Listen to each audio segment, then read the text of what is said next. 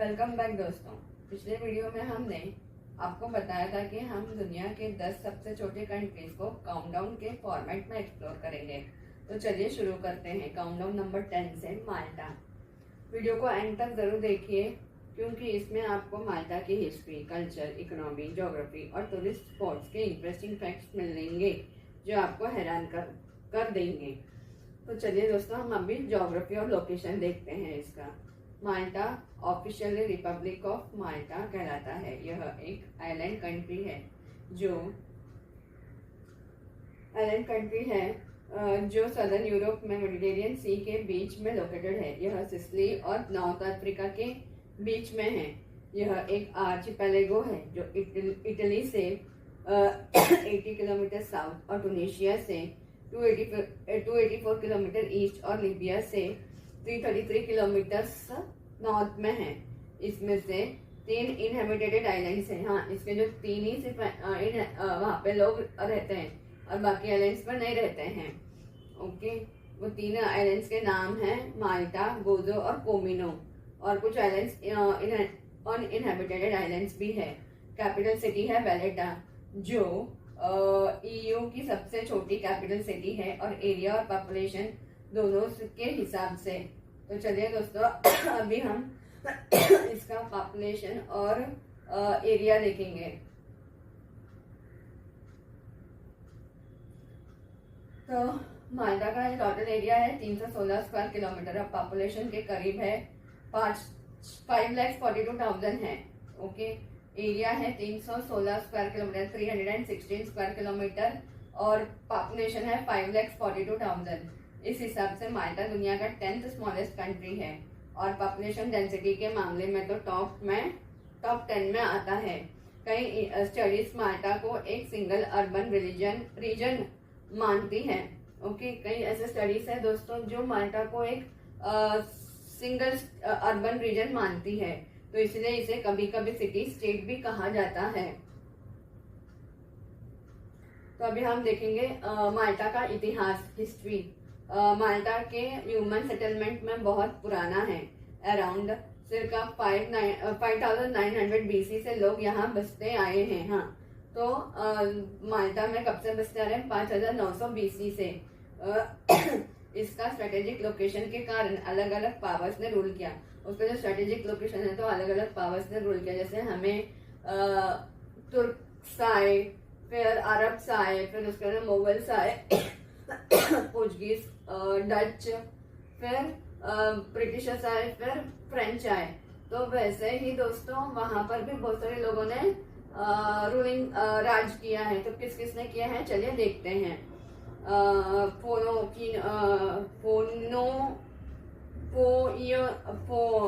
फ्योनोशियंस, Carthaginians, Greeks, Romans, Arabs, Normans, Aragonese, Knights, Hospitaller, French और British, इतने सारे लोगों ने वहां पे रूलिंग किया है। और माल्टा ब्रिटिश रूल में आया। लास्ट में उनको भी ब्रिटिशर्स ने ही राज्य किया है आया। और वर्ल्ड वॉर सेकेंड में एलाइड बेस रहा, तो उनका जो बेस होता है ना वो माल्टा ही था सेकेंड वर्ल्ड वॉर में। ओके, और अब हम देखेंगे इंडिपेंडेंस और पॉलिटिकल स्टेटस। माल्टा ने 21 सितंबर 1964 को यूनाइटेड किंगडम से इंडिपेंडेंस हासिल की। ओके, इंडिपेंडेंस कब मिला उनको? 21 सितंबर 1964 को। और वो गणतंत्र दिवस कब मनाते हैं? 13 दिसंबर 1974 को। अपना पार्लियामेंट्री रिपब्लिक एस्टेब्लिश किया था।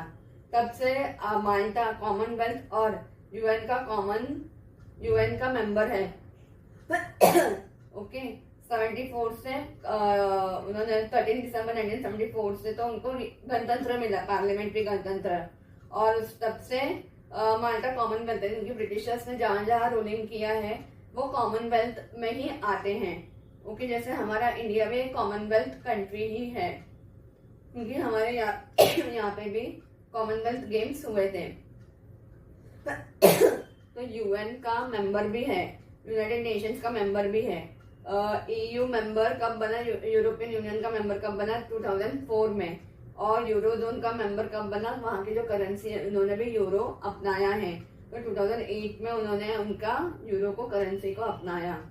फिर अभी हम देखेंगे गवर्नमेंट कैसी है, हमारे जैसी है यानी इंडिया जैसी है, यानी state of the head of the state president है, या head of the government prime minister है, या फिर यूएसए, या फिर head of the government prime minister है, या फिर हेड ऑफ द स्टेट जैसे यूएसए में है प्रेसिडेंट का रूलिंग चलता है ना, तो वैसे वहां पे कैसा है वो भी हम देखते हैं।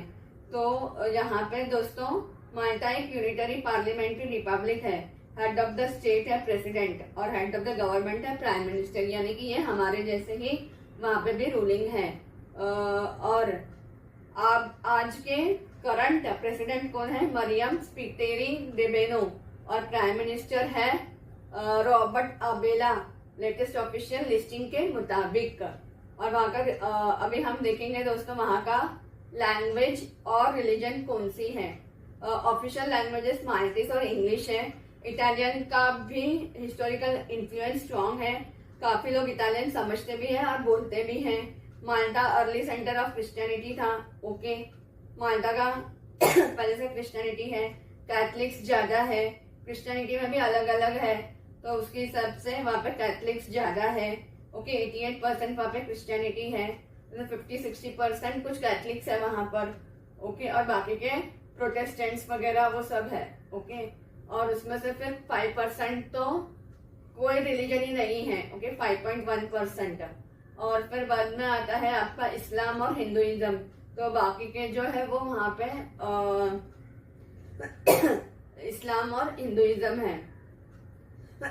लेकिन कॉन्स्टिट्यूशन रिलीजियस फ्रीडम गारंटी करता है, वहां पे भी हमारे जैसे ही हमें अगर कोई भी धर्म अपनाना है तो वो हम अपना सकते हैं, क्योंकि हमें संविधान ने अधिकार दिया है, हम कोई भी धर्म को अपना सकते हैं। तो वैसे ही वहां पर भी है।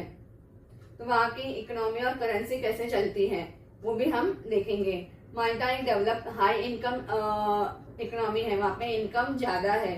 ओके, लेकिन कैसे, किस सेक्टर से उनको इनकम आता है? तो आप वहाँ पे मेजर सेक्टर्स हैं, tourism, shipping, financial services, manufacturing और digital igaming industry. Digital या आई गेमिंग इंडस्ट्री से, टूरिज्म से, शिपिंग से उनको ज्यादा पैसा इनकम आता है। ओके, ऑफिशियली उनका करेंसी कौन सा है? यूरो है। जैसे हमने बताया था कि उनकी करेंसी 2008 में उन्होंने यूरो करेंसी को अपनाया है। टूरिज्म और हेरिटेज साइट्स इकोनॉमी में इम्पोर्टेंट रोल प्ले करते हैं। ओके, अगर इकोनॉमी को बढ़ाना तो आपको टूरिस्ट आने चाहिए तो अब आपका इकोनॉमी बढ़ेगा। ओके, यूनेस्को और कल्चर और हेरिटेज, माल्टा में तीन major UNESCO world heritage listings हैं। ओके, जैसे हमारे यहाँ पे तो बहुत सारे हैं, आगरा है, फिर हमारा CSMT है मुंबई का। ओके, वो भी है, फिर औरंगाबाद का आपका अजंता एलोरा है। ओके तो वो सारे आपको यूनेस्को के वर्ल्ड हेरिटेज साइट्स है। तो वैसे वहां पर भी 3 हैं, वो कौन कौन से हैं? हाल से सेप्लिनी, हाइपोजियम, फिर Valletta city and 7 megalithic temples. Okay, यह मेगालिथिक टेम्पल दुनिया के सबसे पुराने और फ्री स्टैंडिंग स्ट्रक्चर्स में काउंट होते हैं। माल्टीज कल्चर में हाँ, तो यहाँ पर आपको ना फ्री स्टैंडिंग टेम्पल्स दिखेंगे स्ट्रक्चर्स में। और माल्टीज कल्चर में ना इटालियन, सिसिलियन, अरब, ब्रिटिश इन्फ्लुएंस क्लियरली दिखते हैं। आपको उन्होंने रूलिंग किया है तो उनका कल्चर हो सकता है हमें दिखेगा ही। जैसे किस किस में दिखता है, कहाँ कहाँ दिखता है? ओके, खाने में आप इटालियन खाना खा सकते हो, वहां पे जाओगे तो अरब्स का खाना खा सकते हो और ब्रिटिशर्स का खा सकते हो। हाँ, उनका तो है ही, उनका खुद का खाना तो है, बट ये भी आपको मिलेगा। उनका म्यूजिक आप सुन सकते हो, और आर्किटेक्चर जैसे हमारे यहाँ पर भी आर्किटेक्चर है ना, तो वैसे वहां पर भी उन्होंने अपना आर्किटेक्चर बनाया है। आर्किटेक्चर में यह मिक्स नजर आता है। तो अभी हम देखेंगे रेनफॉल और क्लाइमेट, रेनफॉल और एग्रीकल्चर। माल्टा का क्लाइमेट मेडिटेरियनियन है। हाँ, तो माल्टा का जो क्लाइमेट है वो मेडिटेरियनियन है, मेडिटेरियन सी के वहां पर है तो मेडिटेरियनियन है। गर्मियों में ड्राई, सर्दियों में वेट। ओके, गर्मियों में एकदम ड्राई रहता है और सर्दियों में वेट होता है। क्यों? समर्स में रेनफॉल बहुत कम होती है। समर्स में रेनफॉल होता है लेकिन बहुत कम होती है, और विंटर्स में ज्यादा बारिश होती है। ओके, लेकिन हाँ दोस्तों, क्या आप मुझे बता पाओगे कि उनका माल्टा में कब विंटर्स होता है और कब समर्स होता है? ओके, एग्रीकल्चर लिमिटेड है। कॉमन क्रॉप्स में टमाटोस, एग्रीकल्चर लिमिटेड क्योंकि जगह ही कम है तो आप एग्रीकल्चर कैसे करोगे? ओके, तो भी वो करते हैं, तो टमाटोस, पोटैटोस, ग्रेप्स, सिट्रस शामिल है। यानी सिट्रस के जो भी फ्रूट्स है तो वो सब वहाँ पे उगाए जाते हैं। ओके, लेकिन लैंड एरिया छोटा होने से एग्रीकल्चर की जो स्केल है वो लिमिटेड ही है। लैंड छोटा है, लैंड कमी, एक तो 300 स्क्वायर किलोमीटर ही है, तो उस एरिया में हमें घर भी बनाने हैं, एग्रीकल्चर भी करना है, टूरिज्म को भी बढ़ावा देना है, सब कुछ करना है, तो एग्रीकल्चर को वो लिमिटेड ही रखा है।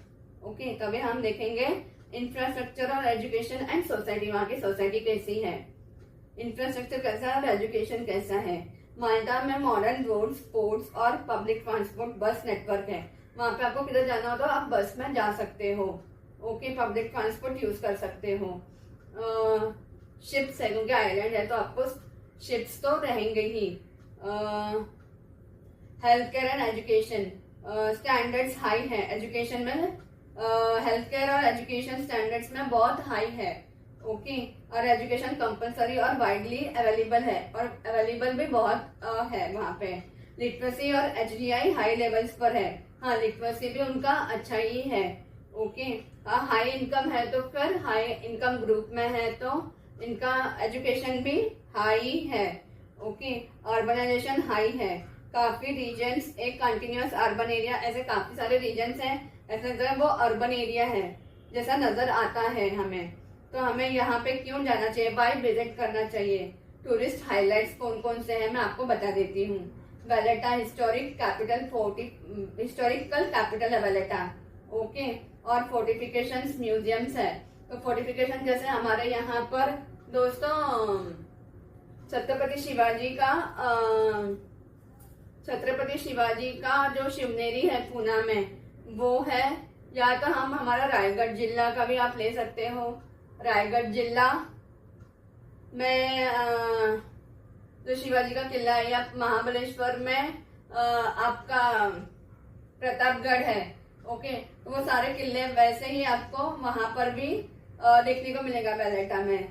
म्यूजियम्स है। और एमडीना मिडिवल साइलेंट सिटी है। ओके, एमडीना भी वहां पर और जब अरब्स ने वहां पर रूलिंग किया था। ओके, तो उनकी वो राजधानी थी। ब्लू लगुन्स, कोमिनो, क्रिस्टल क्लियर वाटर से, मैंने आपको पिछले वीडियो में भी उसका इमेज डाला हुआ है तो आप जाके वहां पे देख सकते हो। गंतीजा या हागर क्विम, नाजदारा प्री हिस्टोरिकल टेम्पल्स है। यह सब जगह माल्टा को ट्रैवलर्स के लिए यूनिक बनाती है। तो दोस्तों, यह थी माल्टा की डिटेल्स जानकारी। एक छोटा सा देश लेकिन हिस्टोरिक, कल्चर और टूरिस्ट वैल्यू में बहुत बड़ा है। आपको माल्टा का कौन सा एस्पेक्ट सबसे इंटरेस्टिंग लगा? क्या आपने कभी माल्टा विजिट किया है या आगे चलकर प्लान करते हो? कमेंट में जरूर बताइए। अगर वीडियो पसंद आई हो तो लाइक, शेयर, सब्सक्राइब करें। काउंटडाउन में अगला नंबर जल्दी ही आ रहा है।